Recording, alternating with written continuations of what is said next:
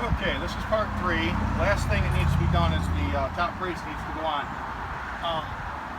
Well, while we weren't recording, I went ahead and I flipped this upside down because the part where the coax goes in, that cartridge, has to be facing down when you do this.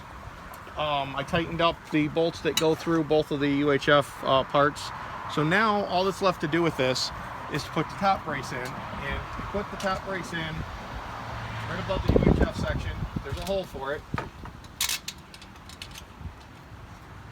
You just got to get it to line up, which is always the trick. Okay, so that lines up. I'm just gonna snug it for now. Make sure that your part that connects to your pipe is in the right spot so you don't put it on backwards. And then you want to come around to the front, and the brace goes through the front. Just because I like the way it looked, I went ahead and made sure that all of my screws go in from the same side. Excuse me, let me get in here for a second.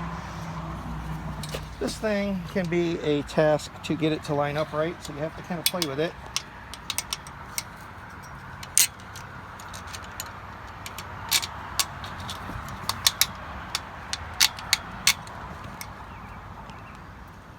Takes a little bit of handling to get this thing to want to go the right way. Almost there. There we go. Okay.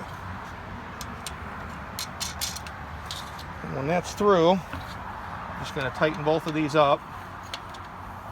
This part's very important because it stiffens the whole antenna. My other one's been through some serious windstorms just recently, and no damage at all from it. We'll tighten this top one up now.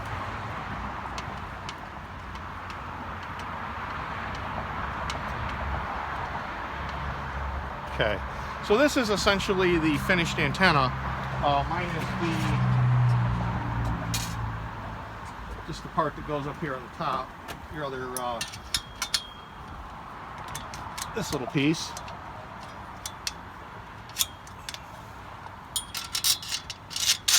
And that's how it would be up on your mount. Just like that. This antenna is far too big to build up on a roof.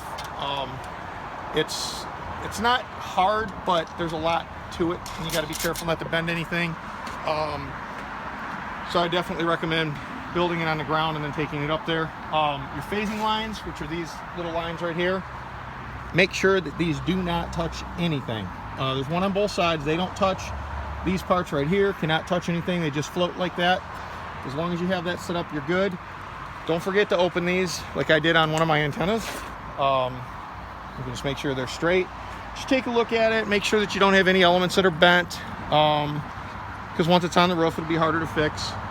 But that's essentially it. It's a fantastic antenna. It's quality built.